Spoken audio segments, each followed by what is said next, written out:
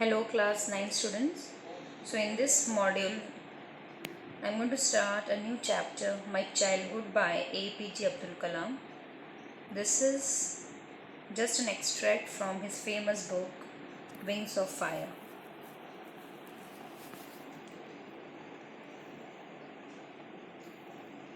Avul Pakhe Jalaluddin Abdul Kalam is the full name of Dr. APJ Abdul Kalam.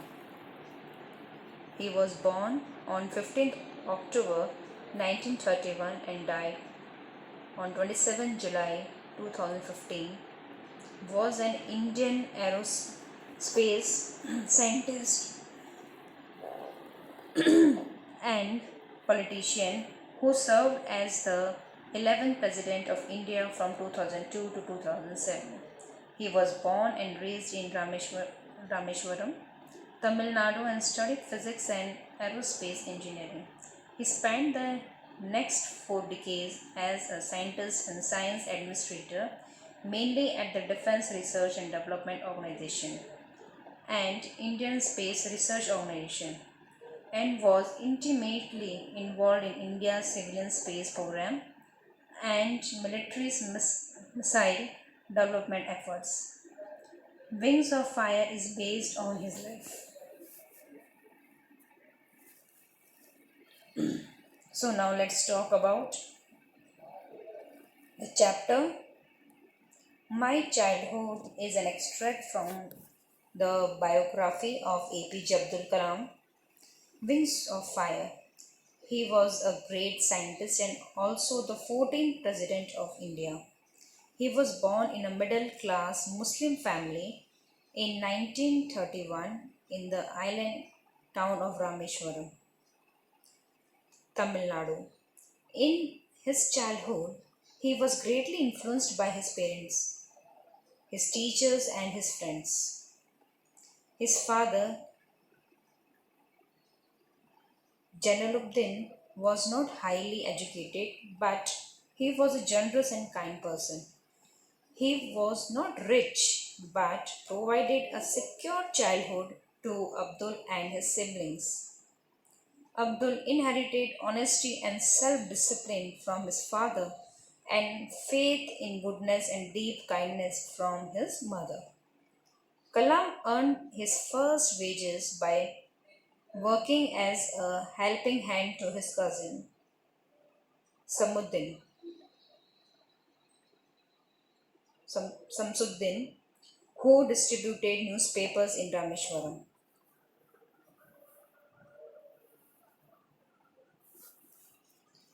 In his childhood, he had three close friends, Ramanath, Sastri, Arvindam, and Shiv Prakashan. Once, when he was in fifth standard, a new teacher asked him not to sit in the front row along with the high caste Brahmin boys.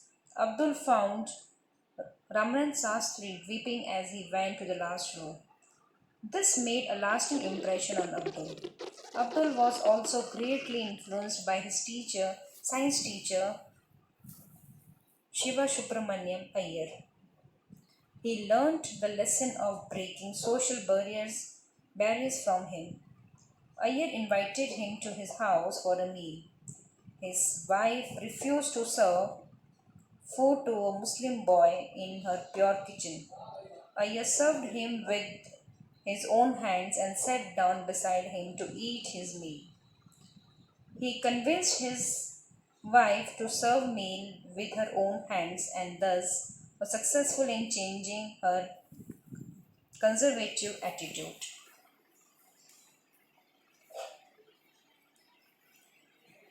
For higher education, Abdul Kalam sought permission from his father to leave Rameshwaram and study at the district headquarters in Ramanathapuram.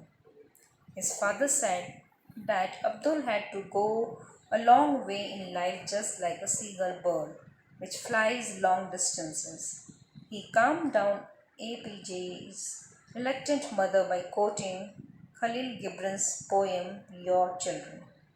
He said that her children could not be dominated by her because they had their own thoughts. They did not belong to her but were a result of life's desire for itself. He asked her to give them freedom to fulfill their thoughts. So, this is just a short summary of the chapter My Childhood.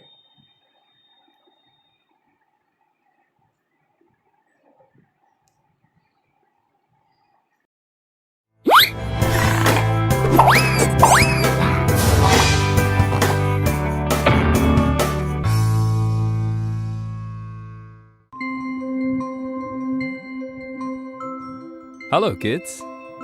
I'm Abdul Kalam. You know me, right?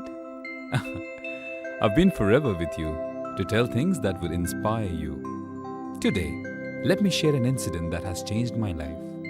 It happened in my hometown of Rameshwaram some 70 years ago. In those times, people used to be very strict about their religious beliefs. However, there was our science teacher named Shiva Subramanya Iyer. Though he was from an orthodox family, he tried his best to break the social barriers. He encouraged us to mingle together irrespective of religion and social status. Subramanya Iyer used to spare a lot of time with me, clarifying my doubts and motivating me about the future. On one such occasion, he asked, "Hey, why don't you come out for a dinner at my house?"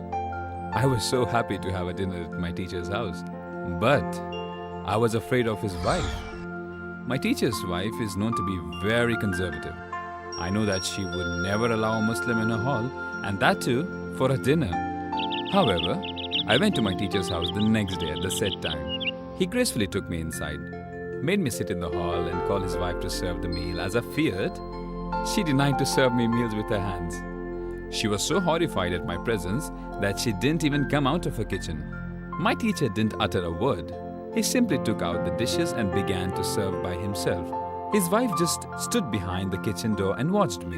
When I was leaving his house, Shiva Subramanya Iyer invited me to join him for dinner again the next weekend. Observing my hesitation, he told me not to get upset and said, "Once you decide to change the system, such problems have to be faced." When I visited his house the next week, Shiva Subramanya Iyer's wife took me inside her kitchen and served me food with her own hands. She might have realized that all humans are the same. People like Shiva Subramanyam have inspired me to be a good human and to face any challenge and pressure to retain my true character.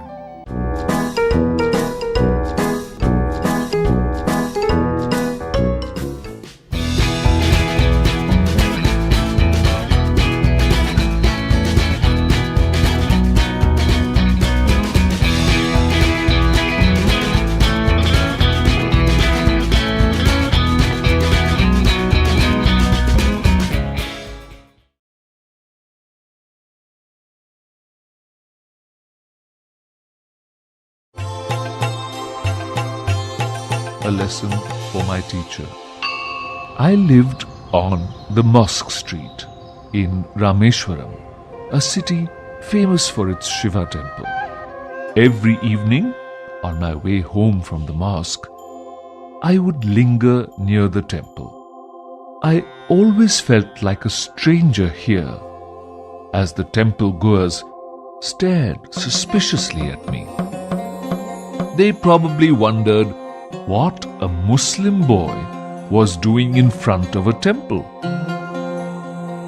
The truth was that I loved to listen to the rhythmic chanting of the mantras, though I never understood a word. There was a strange magic in them. Of course, something else led me there. My best friend, Ramanath Shastri, was the son of the head priest. He sat beside his father at this hour, reciting hymns. Ram would steal a smiling glance at me from time to time. At school, Ram and I always sat together on the first bench of our classroom. We were like brothers. However, being a Hindu priest's son, he wore a sacred thread, while my white cap marked me as a Muslim. One day, when we were in the 5th standard, a new teacher came to our class. He looked strict. He went around the class, tapping his cane on his palm, and stopped before us. "You, the one in the white cap, how dare you sit beside the temple priest's son?" he shouted. "Go sit on the last bench." I felt hurt. With tears in my eyes, I picked up my books and shifted to the last row. Ram and I wept together silently after school. We thought we would not be allowed to be friends anymore. When I reached home that day, my father looked at me and asked, "Were you crying? What's wrong, son?" I recounted the whole incident to my father, while Ram also told his family the same story. Early the next morning, Ram came running to our house and said, "Father has asked you to come to our house immediately." I was terrified. I thought I was in for some more trouble. We hurried back to Ram's house. My heart skipped a beat when I saw our new teacher standing there. "In the light of our discussion, apologize to Kalam here," said Ram's father with a stern face. I could not believe what I had just heard. The head priest was asking the teacher to apologize to me. No child is less than another in God's eyes. It is your duty as a teacher to help students live in harmony in spite of the differences in their background. "You can no longer teach in this school," he said. Our teacher immediately asked me to forgive him. He hugged me and said, "I am sorry, Kalam. I have learnt an important lesson in life today." Ram's father saw that the teacher sincerely regretted his behavior and permitted him to continue teaching. From that day on, Ram and I sat together proudly on the front bench.